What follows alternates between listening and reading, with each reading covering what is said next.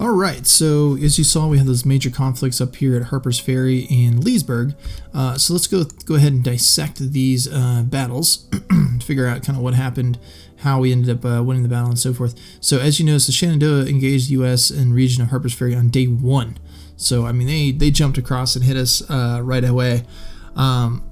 Surprisingly, when I was reading through it, I didn't realize how thin we actually were at Harpers Ferry, and yet we won the battle. Now, what's annoying is we got no national morale points for it, whereas we lost 2 for what happened up here in Leesburg, even though in my opinion I thought we did pretty well. But so let's look at the Harpers Ferry engagement here really quick, and I'm going to walk you through it. Okay, so the battles start, and I'll go through each phase here. There's 4 rounds of battle, and then I'll show you the overall result. But the start of battle, I want you to pay close attention to our artillery, because we have 4 artillery batteries. And then all we have is really 2, half-size divisions, and that's about it. We've got some militia here, militia/conscripts. We've got infantry, power 24, which is pretty weak, power 20, power 17 for cavalry. Got some sharpshooters, which are nice, 24 power sharpshooters, 24 power infantry, and then 24 power Virginia infantry. So really not a lot of power in these 2 brigades. Sorry, I said half a division. These are both brigades. But we do have Johnston, who's got a 4.24, and then we've got Edmund Kirby Smith with a 4.32. Now he's got McDowell 2.22, Hunter 3.11, Asboth 3.11, and then Howe 3.11. But notice, it's important to note that we're not suffering a command point penalty of any significant number here. It's 15, which isn't too bad at this point in the war. Okay, so let's go to how this battle unfolded. So round 1, our artillery opened up big time. So artillery and placed artillery batteries opened a devastating fire on the enemy. Devastating fire on the enemy, devastating fire on the enemy, and then devastating fire on the enemy. Kirby Smith's brigade suffered pretty heavily here. If you notice here, this -14, that's basically kind of, I guess, how it calculates how well it performed versus his lost. So notice here we suffered 114 cohesion hits, which is pretty significant, and then 18 hits, and we only inflicted 3. So a lot of the initial damage done here, which the 30 we inflicted 30 was done by artillery almost exclusively. We did receive protection from entrenchments here, as you can see, but then our commanding officers led brilliantly, so that's good. That means both of our commanding officers made a big difference in this battle. A deadly fire ravaged the enemy ranks, so Armistead's brigade at least performed well, and I think a lot of that had to do with the sharpshooter. He probably had a lot to do with it. If you look at up here, our entrenchment bonus was insane. So trench effectiveness 300%. If the rating is above 100, it means that the units are in a multi-level trench network. So between the entrenchment and our artillery, you're going to see that's really where the battle was won. So if you notice here on round 1, he suffered a significant impact from crossing a river, and because we're in a blue posture, we were in a defensive posture, we received a bonus modifier because of that alone. That also doesn't include all the entrenchment bonuses that we received. Plus, he was going into, we had 100% military control, so he had to go in the offensive posture, which made it even more complicated for him. And then he had a low hit probability all the way down. And then this Stone's brigade actually kind of tuck-tailed and ran. Notice how many elements, or how many units he's got here. I mean, it just keeps going. Down, down, down, up, up, up. He's even got artillery here. Yeah, and even his artillery sucked. Managed to hit a lucky shot with one of them, but other than that, not too impressive on the first round. We definitely held our own there. All right, round 2, we didn't do as well, nor did he. Pretty low. We did 10 hits. He got 5.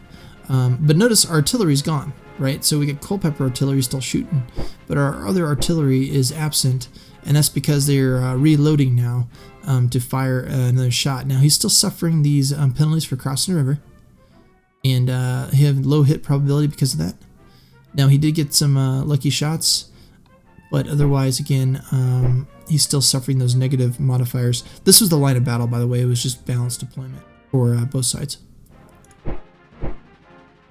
Now we have 2 artillery firing. Sorry, 3 artillery firing again. And again, they are kicking butt. Several lucky shots, devastating fire. Notice our infantry is starting to do a little bit better. Again, we didn't inflict a whole lot of kills, but a lot of that has to do with the fact we just didn't have a lot of troops here. But he's still got all these negative modifiers. And then finally, round 4, we were starting to get tired, I think pretty obviously. But notice here, our unit's deadly fire routed some enemy elements. Plus the artillery, once again, was kicking butt. So plus 60, plus 60, plus 117, plus 141 in terms of inflicted hits and cohesion. A quick way to look at this here is, okay, we inflicted 141 and we took 143. Took 83 and inflicted 117 and so forth, but whereas artillery suffered nothing. Right, and so the end result was us, we lost 1,000, he lost 2,600, which really wasn't that considerable considering his size, and we lost more cavalry. But what's concerning here for us is that he's got 18,000 troops and we've got 5,000, and he's now across the river, it looks like. So I'm not sure what I'm going to do here with Harpers Ferry. I'm going to have to analyze that. Yeah, I may have to pull back, which I don't like conceding ground, but we will see. Now, on to the Battle of Leesburg. So it was really weird. We actually had 3 battles at Leesburg in the 14 days. And we won the first battle, and we lost the second 2. And what was really annoying is that we lost the second 2 and lost national morale from it, even though it wasn't really our fault. I believe, and again I say I believe, that what happened was because we went in with a kind of conservative attack. I think we were offensive, conservative attack.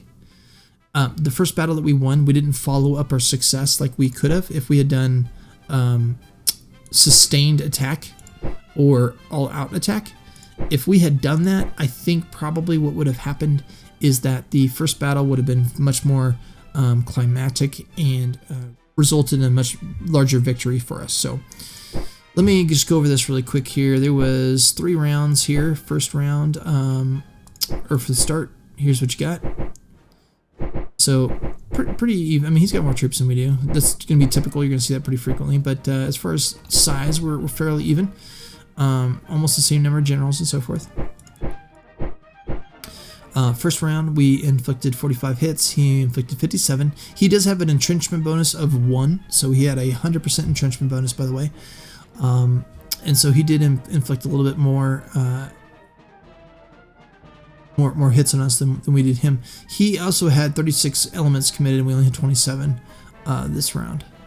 But as you can see, a lot of positive things going on here from our different brigades. Even though we were outnumbered, and also he had the entrenchment, we still were performing pretty effectively, which is good to see. Round 2, we inflicted a lot more than he did, and as you can see, I think because a lot of his troops were routed. It shows here, yeah, the initial range is 4, and then here. So he routed. So that's why I'm saying if I had done a sustained attack and not been so conservative, we would have whipped his butt. Because then what happened was, because we were in the same region, I think we just kept shooting at each other. I kept kind of probing, but every time I'd lose troops. So here I lost 2,000, he lost 1,000. So I was like, I'm going to pull back. And then I go, I'm going to probe again, see if I can get it. So we lost 2,000 here, 1,000 there, and then same thing, 16,000. And so we're kind of like, kind of want to attack him, I don't know. So it ended up costing us, I think, pretty substantial victory because he's still got 863 power here. And my hope was kind of shattering this force to put Johnston in a better position to deal with this. So I'm not sure what to do there, but Anyways, a pretty interesting analysis on how all that all worked. And then Galveston down here, pretty annoying. He's still besieging me, so I do have finally this force here. I'm going to move it up here as a defensive position until his artillery is built, and bring that down and sweep him away because he's just annoying. And also because he's 2 strategic locations, so I want to make sure that I do not lose those. Let's see, anything else to discuss before I go ahead and figure out what the heck I'm doing? So Commissioner sent to Europe, 5 new generals, very nice. Congress has appointed 5 full generals on the recommendation of President Davis. They are Cooper, Albert Sidney Johnston, Robert E. Lee, Joseph Johnston, and Pierre Gustave Toutant Beauregard, which the last 2 we already have. So, wait, who's Cooper? I don't know who Cooper is. So I think Johnston, where does he pop up at? He's somewhere on here. I'll find him. I'm going to make him probably my general in charge of the army over there in the Mississippi. I can create 3 armies, so I'm going to make that one of them. Let's go look at Robert E. Lee here. Here's our homeboy. Alright, so he, by the way, is a military genius. This leader is a military genius with many different abilities. So he has fast mover, so 15% move bonus to all units of the stack under his command. This ability applies if the leader is in command of the stack. Reckless. Yeah, that's Lee. The force commanded by this leader will have difficulty retreating on the first 2 hours of battle. This ability applies if the leader is in command of the stack. Siege Expert. This leader provides a 1-point siege bonus to the whole stack he is in when attacking forts, and reduced by 10% the time necessary to obtain next entrenchment level. Strategist. So he provides 1 command point and an additional 1 per ability level to the stack under his command. Applies to all subordinate corps if this leader is the highest ranking officer in the department. This ability applies if the leader is the commander-in-chief in this theater. And then finally, Admired Commander. Plus 30% increase in fatigue recovery. Sweet. And then his overall numbers are 655. Man, those are amazing. Those may be higher than Grant. Not sure.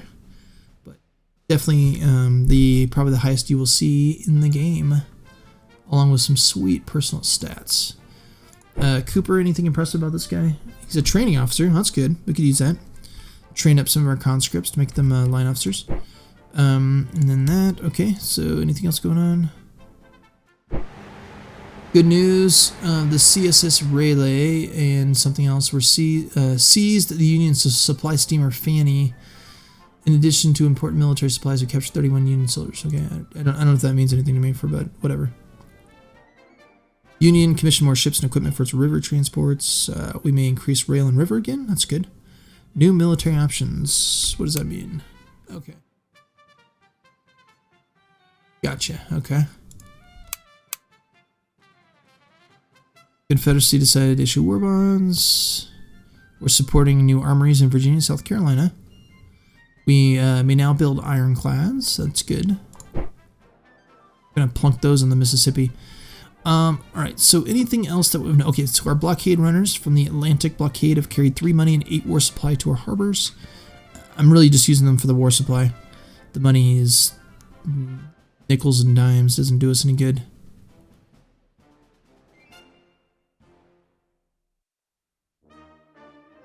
Alright, anything of note in the movement area? Doesn't look like it.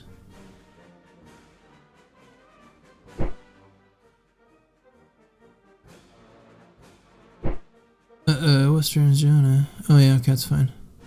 Pima Village. That's what that's all about over there. We did get Lewisburg over in West Virginia. While taking Chester. Where's Chester? That's a lot of supply cards for Oh, cool. Up here. Alright, cool. That's actually pretty sweet. We got 156 supplies and 7 crates of ammo from taking that place. Cool. Alright. So here's what's going on over here. There is apparently some significant, about 200 powerish or so in Cairo. I'm going to take this force here we're gonna move it up to here and siege Cairo. Because again, I want Salem with the hope of pushing into St. Louis. You know, I don't know if I'll ever get there. It's possible. Who knows? If anything, it just kind of forces him to react to me. So that's why I'm doing it. I brought him up here to try and get some military control going, just to give me some, and as well as here, so that it's not as hard for me moving forward. He is going to move on Jefferson City, it looks like. He's bringing some artillery over to probably combine with Fremont, and he's going to besiege there. You know, that's fine. I'm going to hold out there and just make him earn it. I've got 3 entrenchment level there, so who knows? Maybe we'll succeed. I don't have any artillery there, though, which bothers me. I've got this little lone artillery unit, which actually is a little worrisome because I have 235 supply stock here at Ozark and 32 ammo, so I'm going to have to do something about this. Maybe build like a militia dude here or something until I figure out how to wipe him out. Are my cavalry, except for him, actually, let's do this. Let's put him over there. Yep, so I'm going to try and secure that with the cavalry. But I've got Shelby up here with Price. I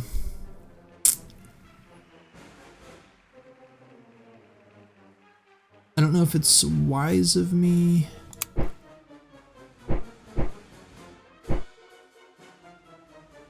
I was able to burn most of these forts, by the way, which is pretty sweet. I don't know if it's wise of me to push forward and try and whack Fremont while he's up there with a manageable force for me to attack. I don't know. It might make sense to move forward and hold right here, force him to kind of go around. But so that's an option. So that's what's going on over there.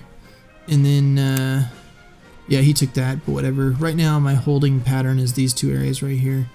I do want to burn that, though, as soon as this guy comes active. I am, as I showed you previously, moving by rail down here to Houston, fortify there.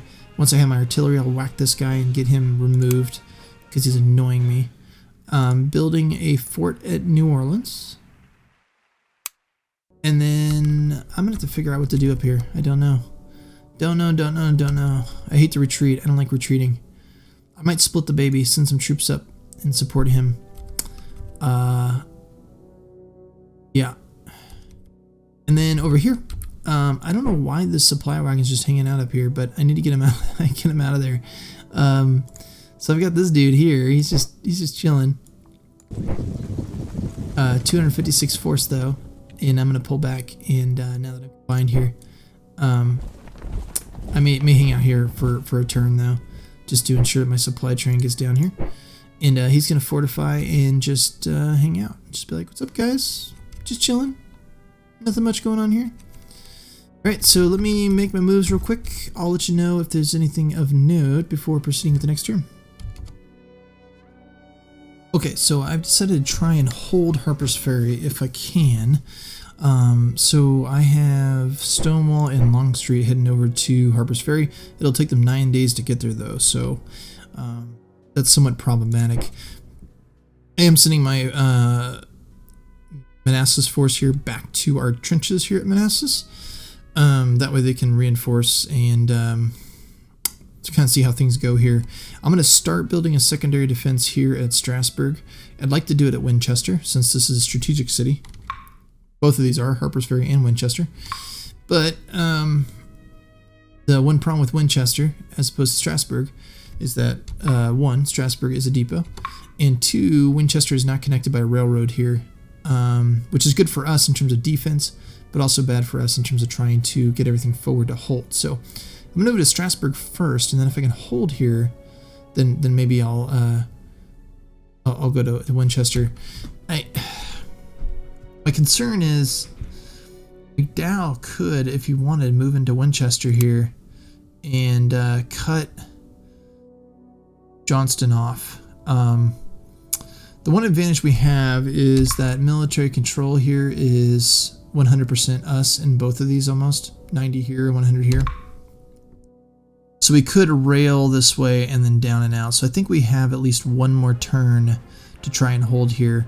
If he does try and take Winchester though, and essentially cut me off, then I'm going to have to rail out of there. So it's a little bit dangerous for me to try and hold this, but I'm being stubborn. I'm going to do it. Let's see what happens. We still do have a small force, but reinforcements in the form of Stone Wall and Longstreet are somewhat substantial. So we're going to send those up there and then move back to Manassas. As far as our offensive is concerned, we are moving Polk across the river here to besiege Cairo. Unfortunately, we don't have enough riverboats to do it by river, as you can see. We don't have enough, and I've tried to take a few forces out to make it happen. We still didn't have enough. We just need a lot more riverboats, so we're going to cross traditionally. Hopefully it'll go okay. I don't know. Again, I have my activation rules hidden, which, by the way, I need to change my options here because I was doing some tutorials. I want to turn the AI on. Yeah, definitely want that on. And then let me make sure everything else is good. Yeah, it is. Okay. So we still have the activation rule as veterans, so we have no idea whether Polk is even going to be able to do what we want him to do, but we're going to assume he can because he's a 2-star, and we have faith. Left in reserve here at Charleston is this. This is just in case, for whatever reason, things go terribly, terribly wrong here. At least we'll have something to stem the Union tide. Yeah, we see Sumner coming down, but I also know Halleck's hanging out up here. So that means bigger Union forces are on the way soon. Ideally, if I could take Cairo and then maybe hold these two areas, that would be a nice, at least initial line of defense to kind of slow them down a little bit until I need to fall back. Again, obviously my objective is Salem, but I'm not being delusional in terms of what I think I can do to the Union. It's very possible they're going to come down with a pretty sizable force here in the next couple turns. I'm going to have to watch out for that. So, but we're going to move on Cairo, see what happens. I am moving Price up here in the hopes that maybe Fremont gets a little either timid and pulls away, or he's dumb enough to attack me, which I highly doubt will happen. But at least me putting my forces here will make him think I'm making a move on Rolla, and maybe he'll get off Jefferson City for a little bit longer. Who knows? I am keeping Clark's brigade, which is just militia, behind to maintain the entrenchments. I'm moving my cavalry down here. Hopefully I can beat the artillery down here. That's a little concerning. I got a lot of supply there. That could create some... It's not going to really create any problems for me. It just sucks to lose it. Anything else? We are building stuff. Alright, so we're building a lot of 6-pounders. These are all just defensive. I like using 6-pounders for defense because they're cheap and they're effective on the defensive side of things. Because that's annoying. And then I'm building replacements. So a lot of light artillery replacements because I'm out completely, and I'm building a lot up here. So that, and then also 2 more field artillery, which spent a lot of my money because I went ahead and did increased rail pool, increased river pool, and requisitioning river float transports. So trying to get ahead of the game up here, hopefully. All right, so I think with that, we're going to do the turn and see how things go. One final note that I kind of was peeking at is if we do... loyalty is a little concerning in some areas, surprisingly. So we had... Fort Sumter, we only have 5. What? No. Look at supply. Alright, so for example, Mobile, we only have 65% loyalty, even though we're pumping out a bunch of supply. So that's concerning. We need to fix that ASAP. I misallocated my martial law. I should not be using it on Knoxville. I should be using it on Mobile. So I need to fix that. Same with Hamilton. They're putting out a lot of supply, so I want to fix that. What about cash?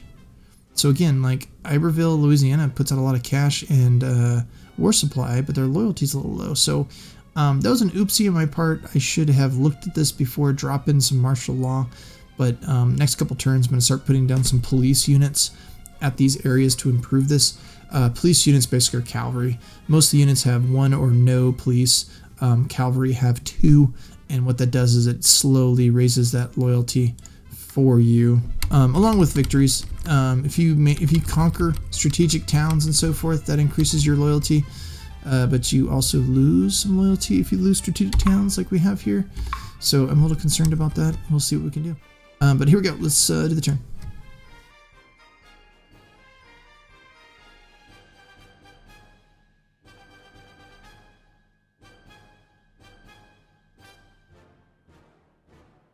little worried what's going to happen to Harpers Ferry this turn. Not going to lie. Oh, crap. And look there.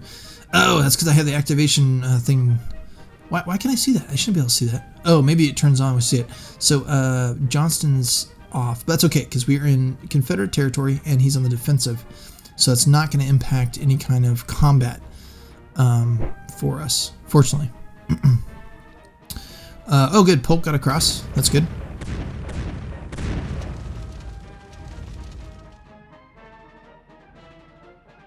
Looks like I may have to start set up a defense. Oh, okay. So I got my river boats up here. I had them on assault,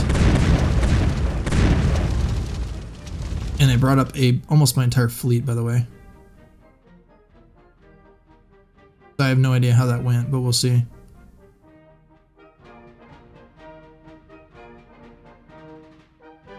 Okay, so he actually moved on price. Interesting. Huger did not make his activation roll. He's out there in West Virginia. Okay, so we won. Battle of Cairo. Beautiful. And we lost no troops. Holy crap. Wow, Polk is a badass. Might promote him. Alright, and we won this one too. Very good. So Fremont attacked us for some ungodly reason. Ooh, tactical excellence. I've never seen a lightning bolt, but that's pretty cool. It's probably Shelby who accomplished that. Cool. Well, I'll dissect that one here. Fire! Oh yeah, well that's whatever. It's just my cavalry running around burning crap.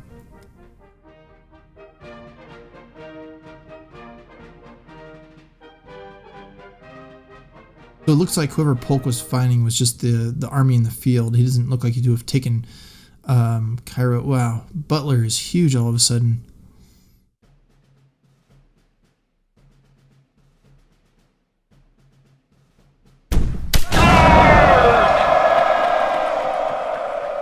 Okay, we are just kicking the crap out of him up here for now.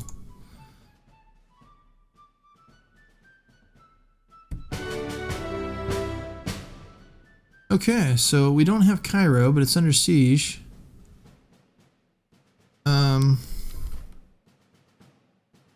Oh, military control.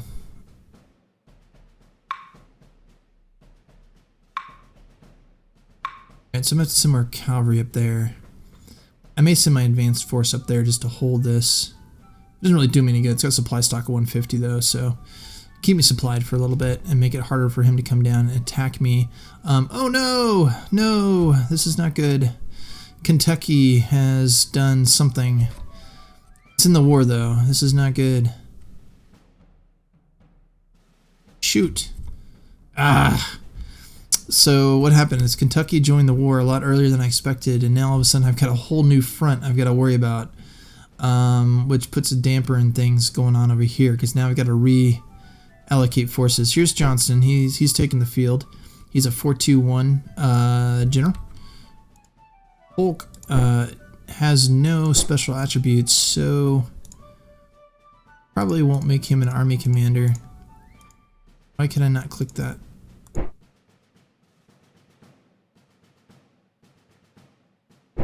Being weird. Alright, here. Whatever, it won't let me click that. But I'll probably make Albert Johnston a army commander.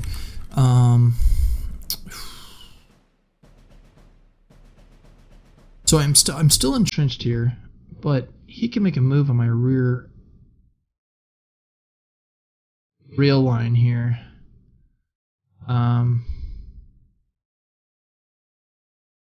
Yeah, we are not in a good situation here. He could come down to Winchester. He can come down to the rail line. And I just don't have the forces to protect both. I do have this here.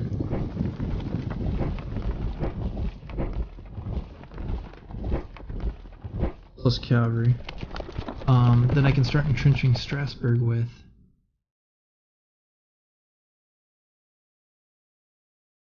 But really it's a small force. Huh. Okay. Well, I'm going to take a break here, come back, figure out what the heck I'm going to do. Got Huger over here. I'm going to move him finally back down so I can maybe transfer some of these resources over to Virginia. We'll see. The Kentuckians have decided to make their presence known, unfortunately. So I have to figure out how to deal with that front. And then, you know, it was right when we were making a little headway over here, so I may just hold Cairo and shift. Because ideally, Bowling Green, which we apparently took through their secession, is a very good area to defend because of the river crossing here, plus this nice little narrow area. Madisonville also is a very good place to defend, and so I can hold these two areas, perhaps push up into Munfordville and Louisville, although Louisville is very difficult to take. But we can definitely hold here as a defensive line, and then we've got this nice little terrain area that makes it difficult for him to push into, and I can use my cavalry to try and get military control of those areas.